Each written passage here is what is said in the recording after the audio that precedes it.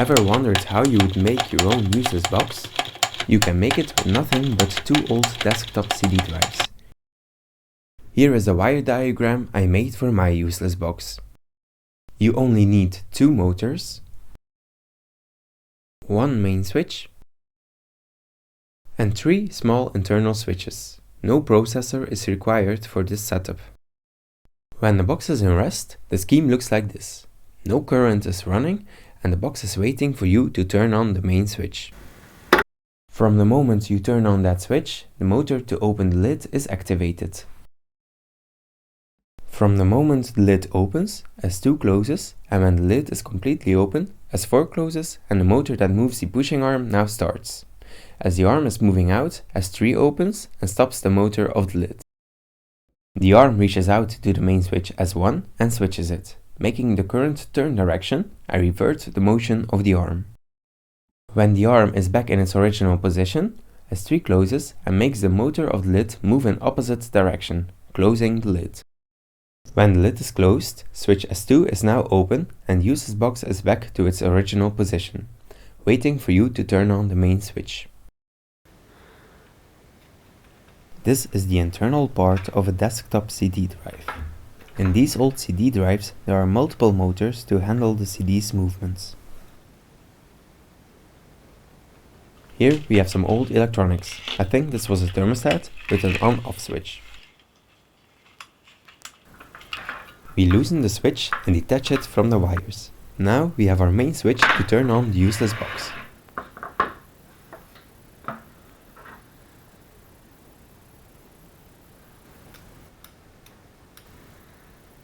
Now we gather 3 other internal switches.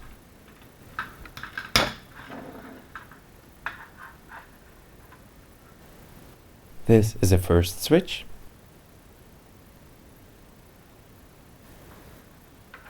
The 2 other switches we gather from one PCB.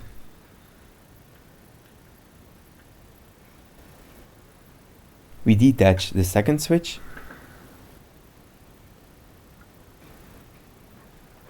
and the third and final switch.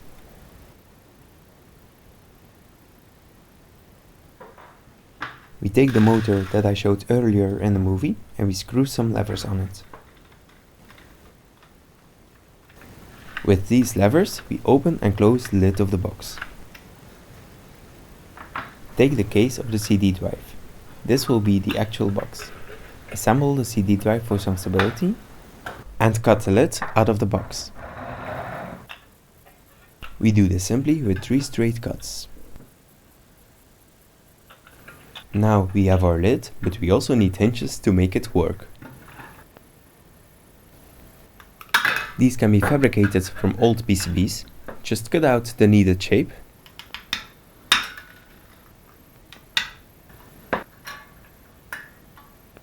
Drill some holes for the screws and fix the hinge to the lid. Place the lid on its final position to mark the final holes. Drill the holes from the hinging point and click the hinges in the case of the CD drive. Make sure the hinge is not colliding with anything. The lid can now open and close. Put all the parts together and we can test the lid. Use a 9-volt battery and try to open and close the lid.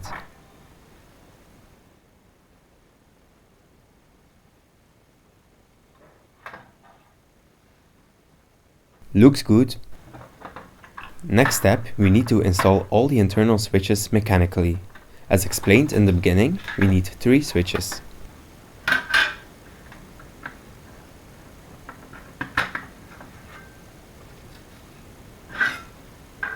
These are our 3 scavenged switches. Solder the wires on the switch.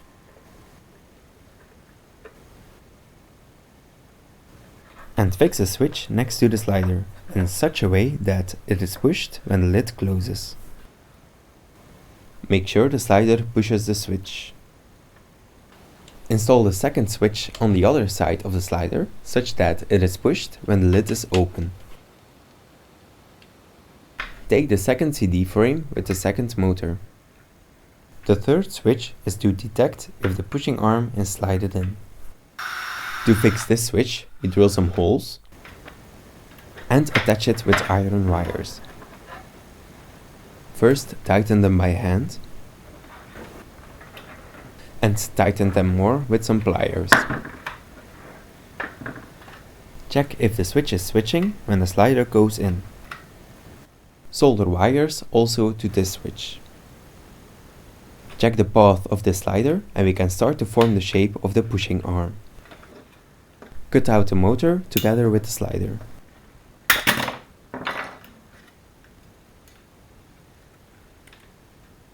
With this movement, the main switch will be turned off. We drill some holes in the pusher to be able to fix it. The pusher will be fixed on the lid. This way they move up and down together. Drill holes in the lid according to the holes in the pusher. Attach the pusher with some bolts and nuts. Put the box back together. Watch out to not break the wires. Check if the motor of the lid is able to lift the lid and the pusher. Next we install the main switch. It will be placed here. Mark where we need to drill the hole. Drill the hole and fix the switch inside the hole.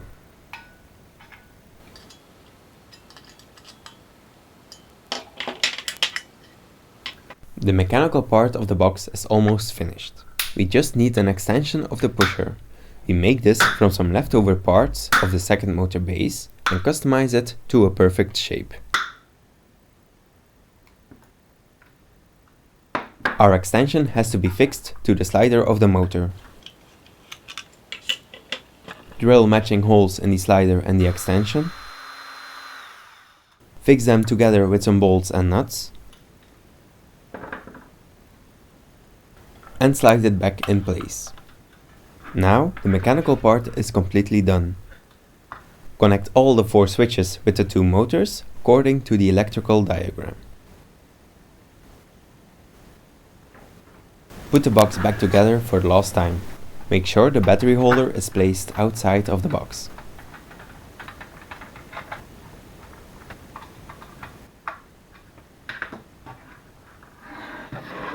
Our box is now ready to be useless. Just attach the battery and you're good to go.